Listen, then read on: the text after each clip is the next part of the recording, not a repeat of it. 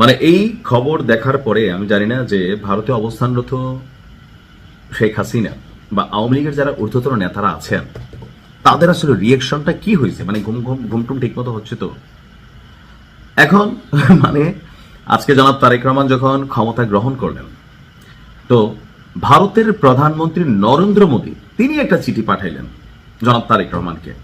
তো এই চিঠির বিষয়বস্তু যখন সামনে আসলো, শুভেচ্ছা অভিনন্দন জানিয়ে যেই বার্তা পাঠিয়েছেন ভারতের পক্ষ থেকে, তো সেই চিঠিতে আমার কাছে মনে হয় যে ভারতে আশ্রয়রত আওয়ামী লীগের যারা নেতাকর্মীরা আছেন তারা ভারত সরকারের প্রতি প্রচন্ড বিরক্ত হচ্ছেন। এখনো ভারত থেকে বসে বসে আওয়ামী লীগের যিনি সভানেত্রী আছেন শেখ হাসিনা বা আওয়ামী লীগের যারা নেতাকর্মীরা আছেন প্রতিনিয়ত বিএনপিকে নিয়ে যে বিষাদাগার করছে, সেখানে ভারতের প্রধানমন্ত্রী নরেন্দ্র মোদী কি করছে দেখেন।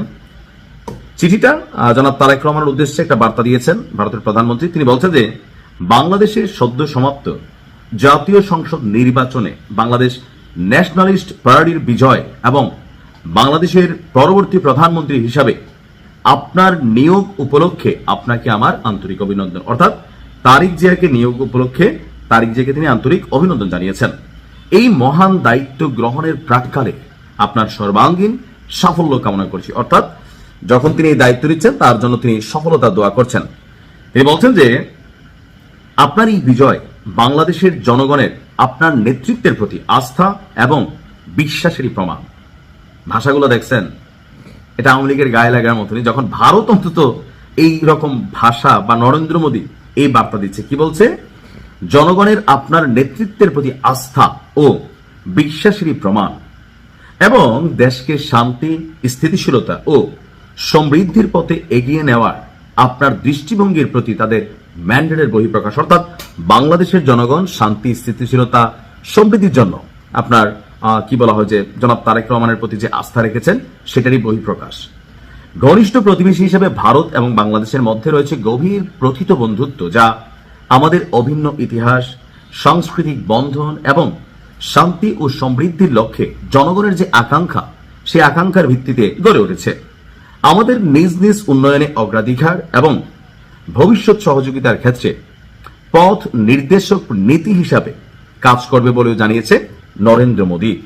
তিনি বলছেন আপনার সঙ্গে ঘনিষ্ঠভাবে কাজ করে আমাদের বহুমাত্রিক দ্বিপাক্ষিক সম্পর্ক আরো জোরদার করা, আঞ্চলিক সহযোগিতা বৃদ্ধি করা, যোগাযোগ, বাণিজ্য, প্রযুক্তি, শিক্ষা, দক্ষতা উন্নয়ন, জ্বালানি, মানে সব দিকে যে পারস্পরিক বিনিময় সেটাকে আরো সামনের দিকে আপনার নিয়ে যাওয়া। তো দিন শেষে লিখেছেন যে ওনার পরিবার সহ সপরিবারে ভারতে আপনার আমন্ত্রণ জানিয়েছেন যে আপনি আসবেন। তো মানে বিষয়টা কিন্তু খুব স্বাভাবিক, একটা দেশের রাষ্ট্রপ্রধানকে আরেকটা দেশের রাষ্ট্রপ্রধান এরকম কূটনৈতিক বার্তা দেয়। কিন্তু প্রশ্ন হচ্ছে যখন ভারতে এই মুহূর্তে আওয়ামী লীগের সভানেত্রী বা আওয়ামী লীগের নেতার অবস্থানরত, এই চিঠিটা আসলে ভাইবটা কি হচ্ছে। তবে ভারতের জায়গা থেকে এটা খুব সিম্পল, বাংলাদেশের জায়গা থেকেও প্রতিবেশী রাষ্ট্রের সাথে বন্ধুত্বপূর্ণ সম্পর্ক রাখবে, এটাই সিম্পল। এমনকি বাংলাদেশের পক্ষ থেকে অথবা জনাব তারেক রহমানের পক্ষ থেকে ওরা প্রেস উইং বা যারা আছেন পিএটিএ তারা কিন্তু এই চিঠির একটা পাল্টা উত্তর দিবেন যে হ্যাঁ নিশ্চয়ই সময় পেলে যাব, বা আপনিও বাংলাদেশে আসবেন। থাকে না মেহমান ভাই আমার দাওয়াত দিয়েছেন, আমি তো দাওয়াত দিব, তাই না।